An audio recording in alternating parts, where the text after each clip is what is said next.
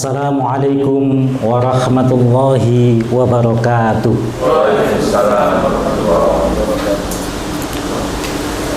Alhamdulillahirabbil alamin.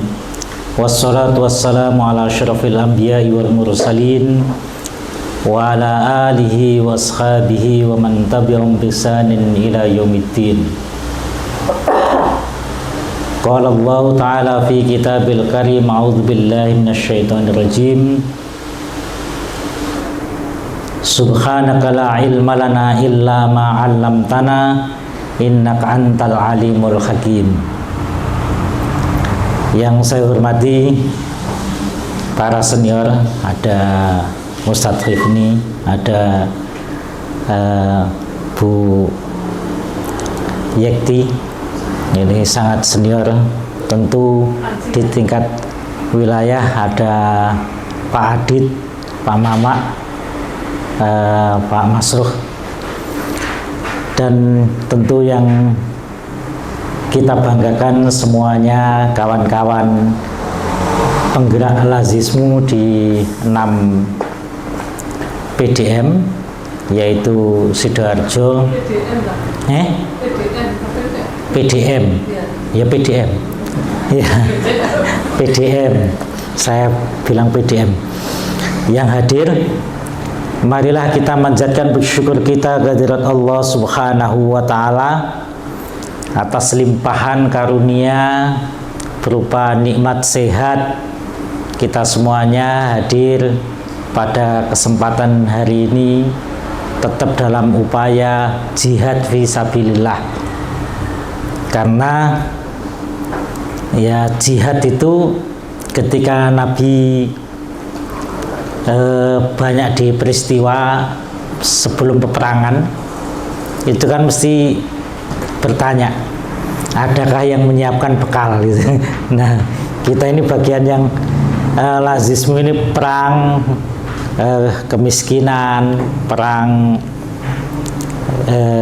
kefakiran, maka melalui lazis ini kemudian kita semuanya berkeinginan untuk menggerakkan pemberdayaan, baik itu di Muhammadiyahnya, di persyarikatan, maupun melalui aksi nyata kemasyarakatan.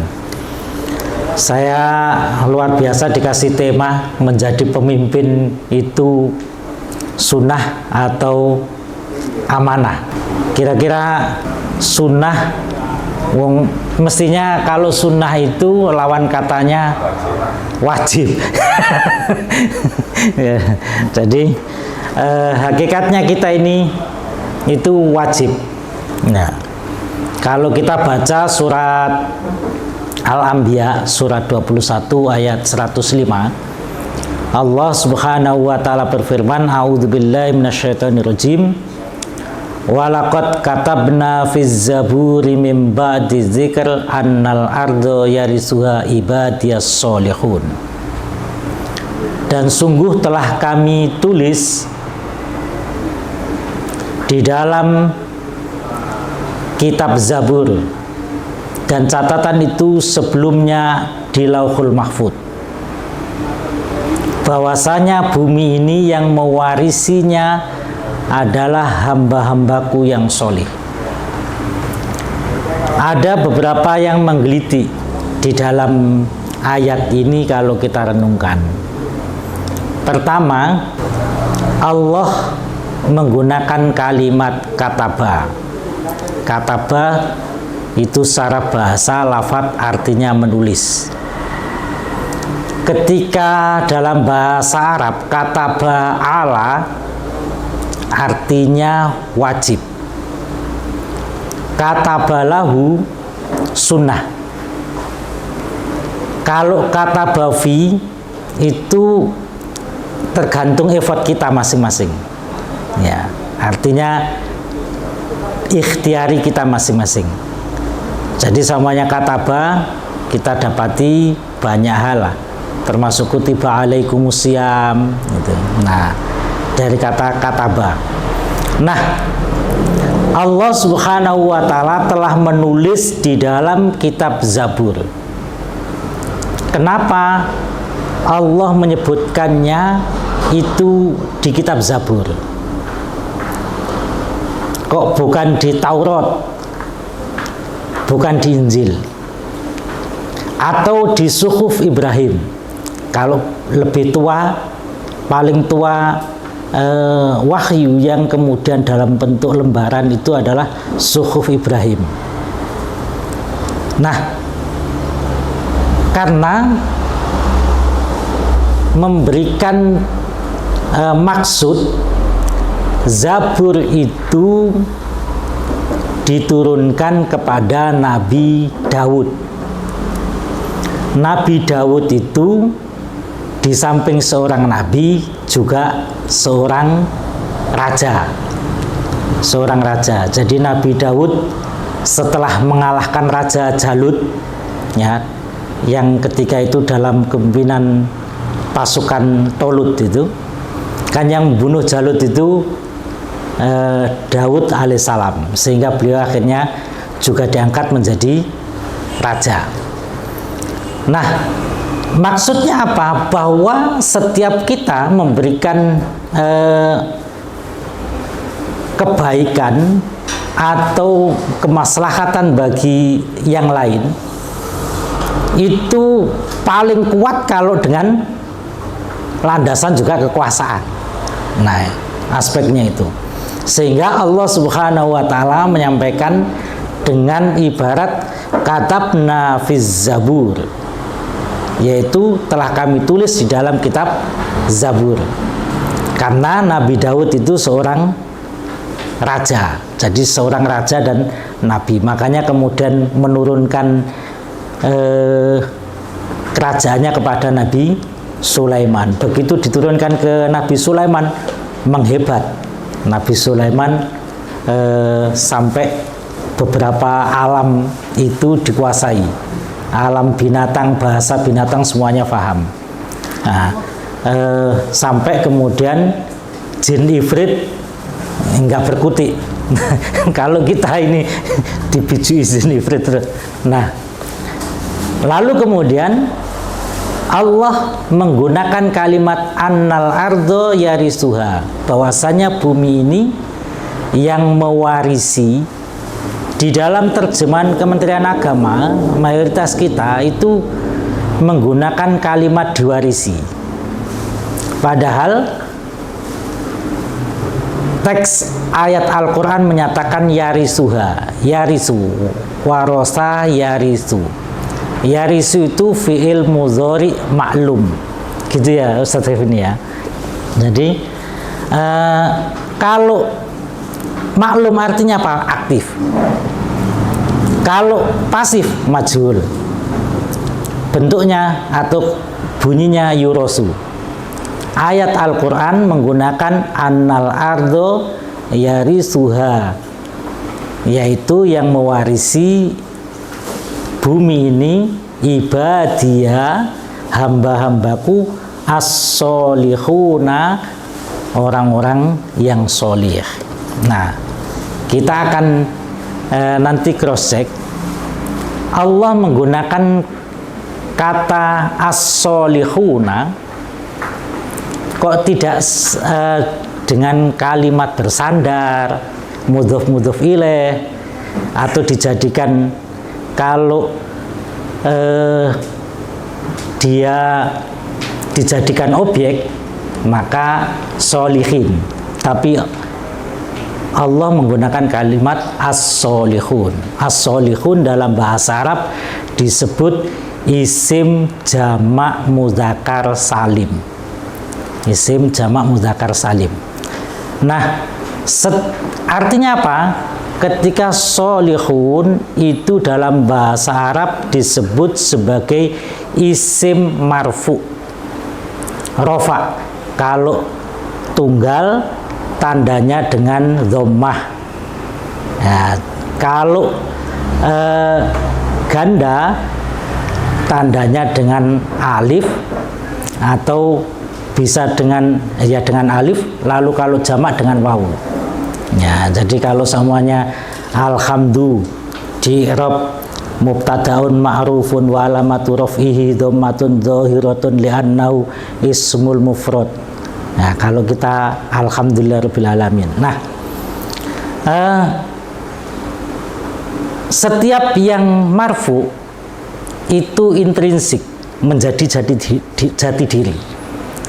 Karena itu ketika kita menyatakan isyhadu bi annana muslimun, jadi bukan bi annana muslimin, tapi bi annana.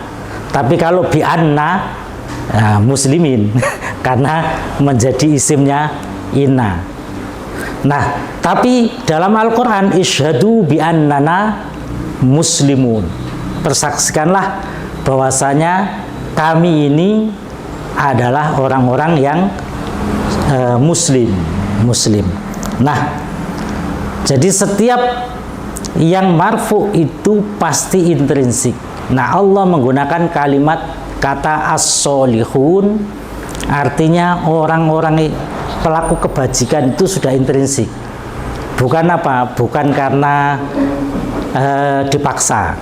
Kan kadang-kadang kita menjalani pekerjaan kita ini kan dipaksa oleh sistem, dipaksa oleh adanya pengawas, dewan pengawas. Bukan intrinsik. Kalau intrinsik itu kalau baik, yang keluar mesti baik, langsung baik. Kalau intrinsiknya baik, sama seperti gini, orang kalau intrinsiknya sudah misuh, kaget sedikit yang keluar pisuan, yang keluar pisuan. Kenapa itu? Dia menjadi intrinsik. Nah, Allah mengendaki ibadiyah, hamba-hambaku as-solihun, karakter intrinsiknya adalah orang-orang yang pelaku kebajikan. Nah, itu juga kalau kemudian kita bisa lihat di dalam surat Az-Zumar terkait dengan penggunaan isim jamak mudzakkar salim. Ketika dalam surat Az-Zumar ayat 30, surat Az-Zumar itu surat ke-39. Ini Ustaz Rifni ya. Barangkali saya lupa loh Ustaz Rifni. Ya. Allah berfirman, a'udzubillahi minasyaitonirrajim. Qul ya ibadilladzina amanu taqu rabbakum lilladzina ahsanu fi hadhid dunya hasanah wa ardullahi wasi'ah innama yuwaffas sabiruna ajrahum bighairi hisab. Katakanlah, wahai hamba, orang-orang yang mereka beriman, bertakwalah kepada Tuhanmu, dan bagi orang-orang yang mereka pelaku kebajikan di kehidupan dunia ini pasti akan memperoleh kebaikan. Jadi Allah menyatakan bagi orang-orang pelaku kebaikan di dunia ini pasti akan beroleh kebaikan. Dan bumi Allah itu luas. Jadi kalau kita ini jadi jungut, ya juru pungut zakat, infak, sodakoh, dan keuangan keagamaan lainnya, disebut sebagai ziska. Jadi tidak hanya zis tapi ziska. Itu kan seakan-akan kita ini KB kok wis dijupuk amil lioni, ya las lainnya.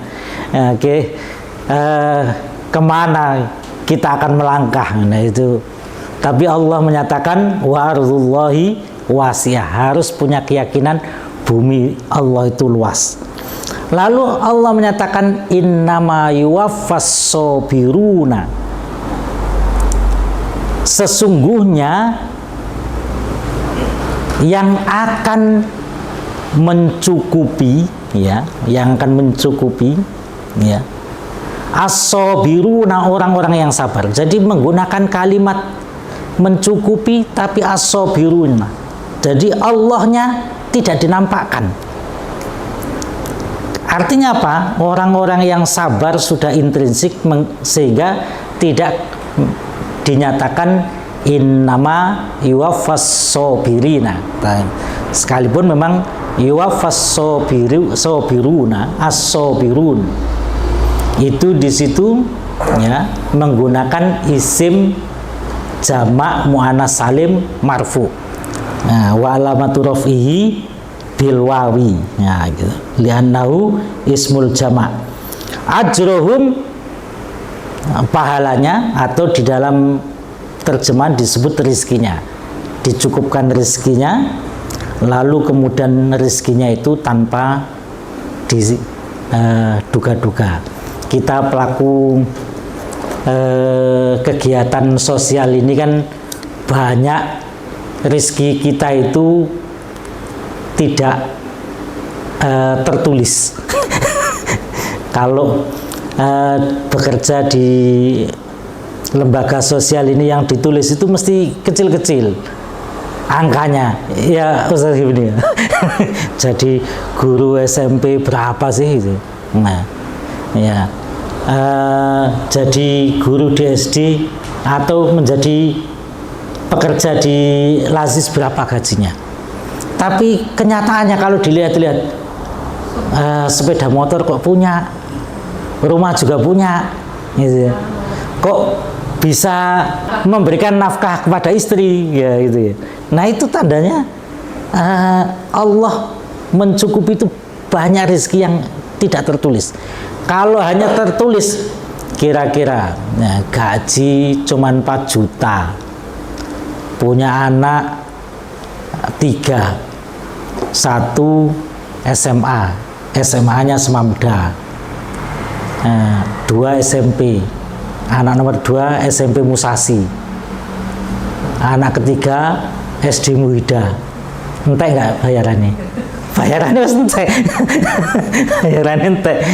Tapi kenyataannya kok nggak habis gitu ya. Nah itu termasuk pengalaman saya juga ini. Durung bayar listrik. Ya, omah saiki gak ono AC ini, gak iso turu Ustaz Rifni. Yo akhirnya tuku AC. Nah, kok ya iso urip ngono. Maka bagi orang-orang yang sabar, janji Allah itu luar biasa. Nah, kita menjadi pemimpin kalau ini tadi walaqad katabna sudah ditulis, artinya apalagi ada ibadiyas sholihun. Berarti kita orang-orang soleh ini kewajiban enggak ini? Ya kewajiban, tapi karena untungnya itu tidak kata ba'ala, jadi tidak wajib yang fardiyah, tapi itu ikhtiari. Karena kalau fardiyah juga akhirnya kelahi, karena tidak ada yang mau jadi anak buah, semuanya menjadi pemimpin.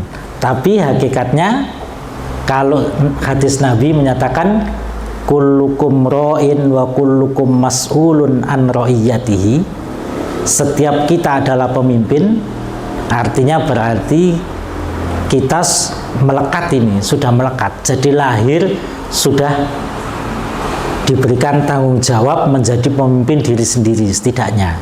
Nah, jadi pemimpin tidak lagi sunnah tapi kewajiban. Nah, kalau kepemimpinan yang sifatnya di luar diri sendiri, nah itu disebut amanah. Nah, ada amanah aspeknya di situ. Nah, diangkat menjadi lazis, ya penggerak lazis. Artinya kita terpilih menjadi penggerak lazis itu kita sudah dinyatakan orang hebat. Jenengan ditunjuk menjadi pengelola lazis, berarti sudah dinyatakan jenengan ini orang hebat. Betul betul? Betul nggak? Karena kalau enggak mungkin nunjuk kita ini. Kita ditunjuk di situ, artinya kita sudah dipertimbangkan memiliki kualifikasi memegang amanah itu. Berarti apa? Jenengan ini sudah orang berkualitas. Nah, tinggal kemudian sadar nggak bahwa sudah menjadi orang berkualitas itu. Nah, seringkali kan kita dinaikkan, dikasih jabatan, padahal yang ngasih itu sudah mempertimbangkan. Oh, punya kapabilitas, punya kompetensi, ilmunya cukup. Begitu masuk, ternyata orangnya sendiri nggak sadar bahwa dirinya memiliki kompetensi. Buktinya apa? Orang menunjuk kita di posisi itu, berarti kita sudah dinilai mampu. Tapi saya nggak mampu, Pak. Ya berarti harus ngilmu, mencari ilmu. Nah, jadi kalau jenengan sudah dikasih kepercayaan, ini amanah, lalu kemudian setelah itu Anda menyadari, saya kok rasanya ngeblank ya, ngeblank. Berarti tandanya jenengan harus ngelmu, mencari ilmu. Nah, untuk apa? Untuk kepercayaan orang lain, memberikan amanah kepemimpinan lazis ini, itu menjadi parameter keberhasilan kita di dalam menggerakkan lazismu ini. Nah, Bapak Ibu sekalian yang dirahmati Allah, nah tentu kita dapat menggerakkan lazismu ini kalau ya tadi itu dalam surat Az-Zumar ayat 10 tadi itu, pertama kita beriman. Beriman itu artinya yakin, mengimani. Simboliknya apa? Sebetulnya kita sudah diberikan kepercayaan ini, tumbuh enggak keyakinan kita dalam batin ini, dalam hati ini, bahwa kita ini mampu. Nah, iman kepada Allah ya kan harus, kalau Nabi menyatakan jadidu imanakum, perbaruilah terus iman kalian itu. Ya secara lafadz, yaitu dengan perbanyak kalimat la ilaha illallah. Tapi secara aksi bagaimana? Yaitu menumbuhkan keimanan itu berarti bagaimana berilmu supaya yang awalnya ragu menjadi yakin. Nah, menjadi yakin. Itu. Ini jadi pengajiannya tegang sekali ya. Nah, Bapak Ibu sekalian, jadi kita tentu dengan landasan keimanan ini punya harapan. Ya, banyak hal dalam peradaban ini kita diberikan contoh. Allah mengilustrasikan negara yang sangat baik itu kan di dalam surat An-Nahl surat 16 ayat 112. Sambil bisa dicatat ya. Allah berfirman, a'udzubillahi minasyaitonirrajim, wa dzaraballahu masalan qaryatan kanat aminatam mutmainnah ya'tiha rizquha ragadan min kulli makan fakafarat bi an umillah fa'adzaqallahu libasal ju'i wal khaufi bima kanu yaf'alun, bima kanu yasnaun ya. Dan Allah memberikan perumpamaan satu negeri yang ini dahulunya adalah negeri yang tenang ya, aman dan tenang, aman dan tentram. Rizki itu mendatanginya ya kepada penduduknya itu dengan sangat deras. Kalimatnya rogodan itu sembarang yang dimiliki negara itu bisa meningkatkan kesejahteraan. Nah, min kulli makanin, dari setiap tempat. Jadi setiap tempat rizki itu mendatangi penduduknya, bukan kita yang mendatangi rizki. Jenengan kan karpe jadi amilin ini kan orang-orang yang punya uang itu, donatur itu kan mendatangi jenengan Betul ya? Iya. Nah, betul nggak? Mbak-mbak yang ganggu, begini nggak membenarkan. Yakin. Jadi keinginan kita itu kan hanya duduk-duduk di kantor, para agenia donatur itu datang sendiri kan gitu ya. Datang lalu nyerahkan. Nah, tapi yang terjadi enggak. Kita harus menyiapkan jungut, juru pungut, negosiasi dulu. Nah, luar biasa. Nah, negeri ini sampaikan oleh Allah, ya'tiha rizquha raghadan min kulli makan. Rizki itu datang dari mana saja, mendatangi penduduk itu. Artinya jangan pernah tanya kemakmurannya, sangat makmur. Lalu Allah menegaskan, sudah begitu ternyata fakafarot bi'an umillah, penduduk itu lalu kufur terhadap nikmat-nikmat Allah ini. Lalu Allah memberikan rasa, kalimat zaqo, azaqo itu memberikan rasa. Jadi rasa apa? Libasal ju, yaitu pakaiannya itu pakaian kelaparan, wal khauf, dan ketakutan. Karena kalau ini berarti kan sudah menjadi penyakit sosial. Nah, negeri ini disebut negeri Saba. Sebelum Allah ilhamkan kepada penduduk ini semuanya beriman. Mereka beriman, bertakwa, lalu Allah memberikan ilham kepada mereka.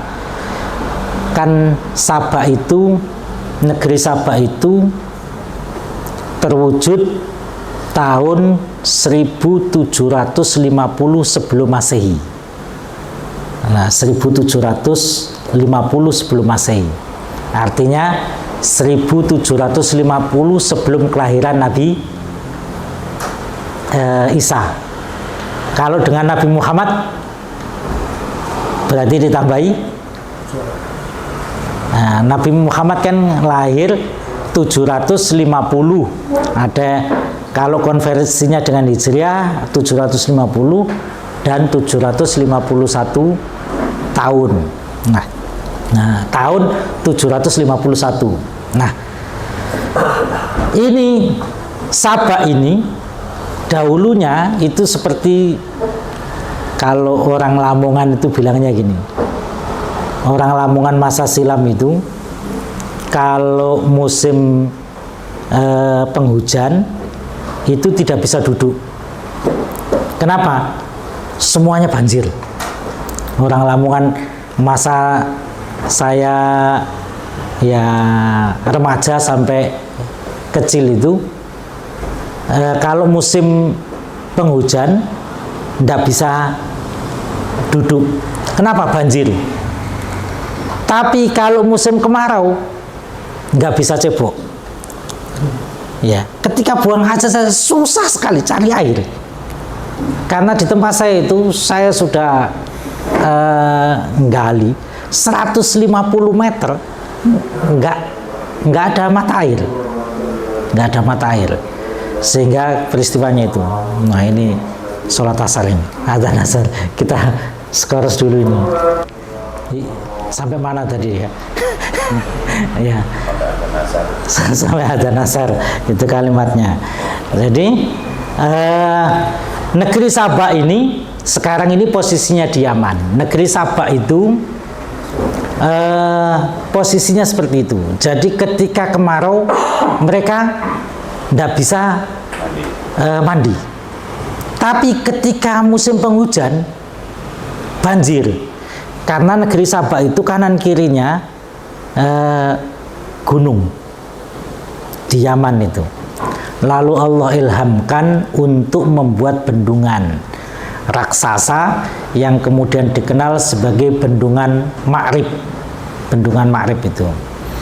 Begitu dibangun bendungan Ma'rib itulah lalu kemudian yang digambarkan oleh Al-Quran tadi, Allah Subhanahu wa Ta'ala menjadikan negeri itu negeri yang makmur luar biasa, setiap potensi alamnya menghasilkan kesejahteraan untuk rakyatnya, untuk penduduknya, sehingga diungkapkan ya'ti rizquha ragadan min kulli makan. Nah, mana-mana jadi uang. Nah, dari bendungan itu kemudian ada irigasi, dari irigasi kemudian tanah yang hektaran awalnya gersang menjadi subur.